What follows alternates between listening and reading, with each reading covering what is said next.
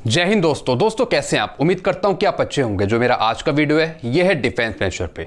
दोस्तों मैंने कई सारे पहले वीडियोस बना रखे हैं प्रमोशन से रिलेटेड, एमएससीपी एसीपी से रिलेटेड, कितना नुकसान हो रहा है, कितना फायदा हो रहा है जवानों को, सारी चीज मैंने वीडियोस में समझा रखी है। तो अगर आपको अच्छे से समझना है मेरे एजुकेशनल वीडियोस, तो मेरे पहले के जितने वीडियोस हैं आप वो देख सकते हैं एक अच्छी नॉलेज के लिए। दोस्तों मेरा आज का वीडियो बहुत ही इंपॉर्टेंट है, इसलिए बिल्कुल ध्यान से समझिएगा। दोस्तों आज मैं दो रैंकों का कंपैरिजन करूंगा और ये दो रैंक बहुत ही इंपॉर्टेंट है। एक मैंने रैंक लिया है जेसीओ रैंक, नायब सूबेदार, और एक मैंने रैंक लिया है कमीशन ऑफिसर रैंक यानी लेफ्टिनेंट कर्नल। तो दोस्तों इन दोनों रैंकों का मैं कंपैरिजन करूंगा कि अगर हम इन्हें प्रमोशन दें तो कितना इनकी पेंशन बढ़ती है और कितनी कम होती है। यहां पे एक जेसीओ को क्या फायदा होता है और एक कमीशन ऑफिसर को क्या फायदा होता है पेंशन पर। तो दोनों का मैं कंपैरिजन करूंगा, पे मैट्रिक्स आपको दिखाऊंगा और सारी चीज मैं आपको समझाऊंगा कि अगर हम इन्हें प्रमोशन देते हैं तो किसको क्या फायदा होता है इन रैंकों को। तो चलते हैं लैपटॉप की तरफ, अच्छे से समझिए एक एग्जाम्पल को लेकर। आइए दोस्तों मैं लैपटॉप की तरफ आ गया हूं। तो चलिए दोस्तों सबसे पहले मैं आपको समझा रहा हूं कमीशन ऑफिसर यानी लेफ्टिनेंट कर्नल वो कैसे बने। तो सबसे पहले लेफ्टिनेंट में वो 2 साल रहे, फिर उसके बाद कैप्टन में वो 4 साल रहे, फिर मेजर में वो 6 साल रहे। यानी जब वो लेफ्टिनेंट में थे तब उनकी बेसिक पे स्टार्टिंग थी 56,100। फिर जब वो कैप्टन में आए तब उनकी स्टार्टिंग बेसिक पे थी 61,300।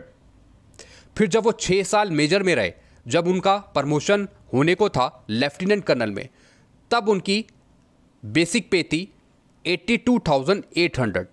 यानी प्रमोशन मिलने के बाद सीधा उनको डिपर लगा और उनकी बेसिक पे पहुंच गई लेफ्टिनेंट कर्नल में 1,21,200 13वें साल में।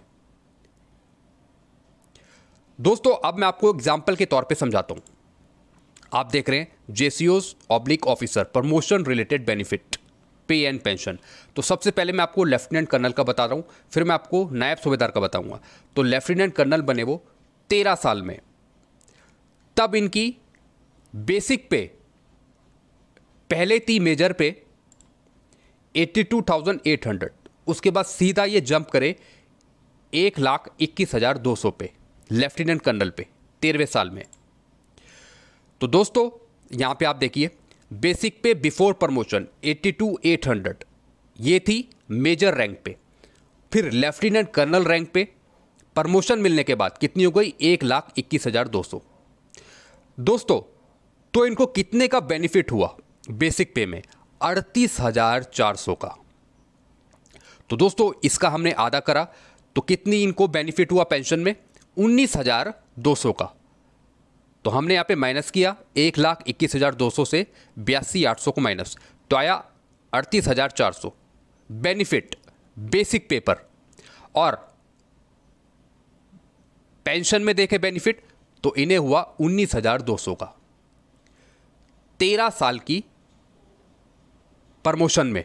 जब इन्हें 13 साल में प्रमोशन मिल गया, लेफ्टिनेंट कर्नल बन गए, तब इन्हें 19,200 रुपये का यहाँ पे इन्हें फायदा हुआ। अब देखते हैं दोस्तों नायब सूबेदार को। मान लेते हैं नायब सूबेदार बन गए वो 17 साल में। दोस्तों मैंने यहाँ पे सिर्फ एज्यूम किया है कि 17 साल में नायब सूबेदार बन गया, वैसे इससे ऊपर भी बन सकते हैं, लेकिन हमने यहाँ पे मान लिया नायब सूबेदार 17 साल में बन जाते हैं। तब इनकी बेसिक पे क्या होती है।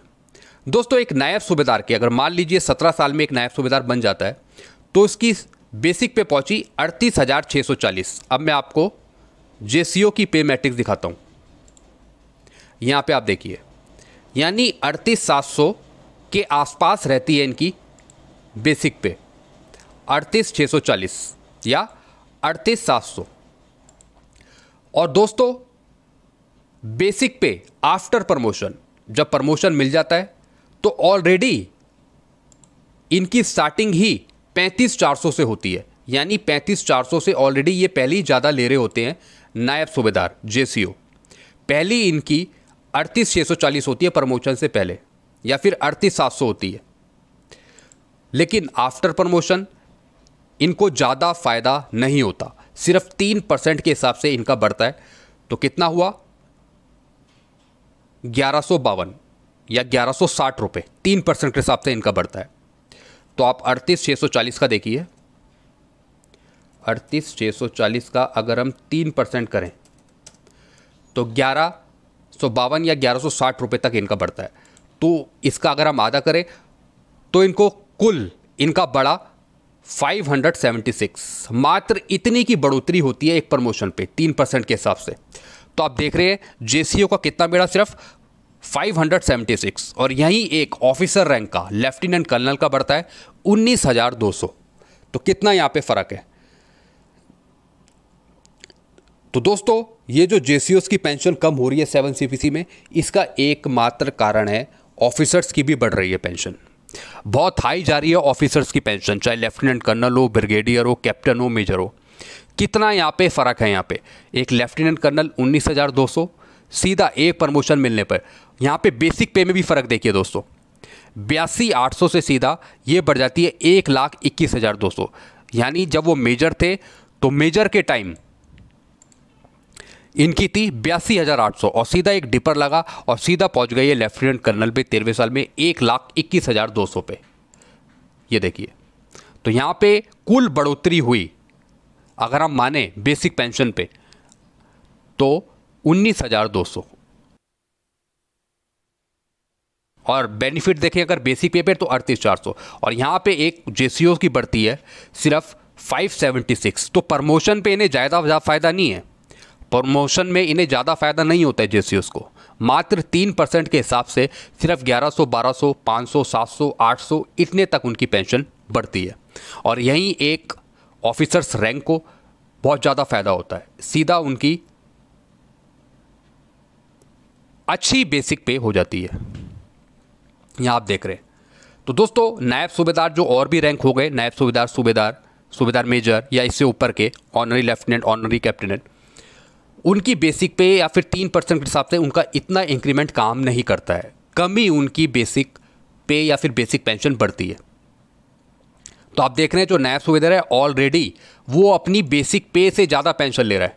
एक नायब सूबेदार की 35,400 होती है, 35,400 से स्टार्ट होती है लेवल 6 में, लेकिन ऑलरेडी वो पहले ही यहाँ पे ज़्यादा ले रहा है। आप देख रहे हैं 38,640 या 38,600 वो ले रहा होता है, या 38,700 या 38,640 वो ले रहा होता है।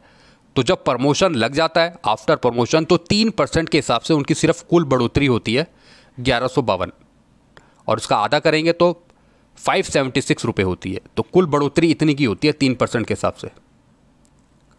तो दोस्तों ये मैंने आपको डिफरेंस समझाया कि किस तरीके से एक ऑफिसर रैंक को और जेसीओस को प्रमोशन लगने पर कितनी पेंशन उनकी बढ़ती है। तो यहाँ पे सबसे ज़्यादा फ़ायदा हुआ एक लेफ्टिनेंट कर्नल को, जितनी यहाँ पे इनकी बढ़ी, और वहीं पे एक घाटा हुआ ज़बरदस्त तरीके से एक नायब सूबेदार को, जेसीओस को, रैंक को। तो दोस्तों इसके रिगार्डिंग आप कुछ पूछना हो तो आप मुझे कमेंट कर सकते हैं। वीडियो अच्छा लगता है तो वीडियो को लाइक करें और चैनल को आप सब्सक्राइब कर सकते हैं। Thank you.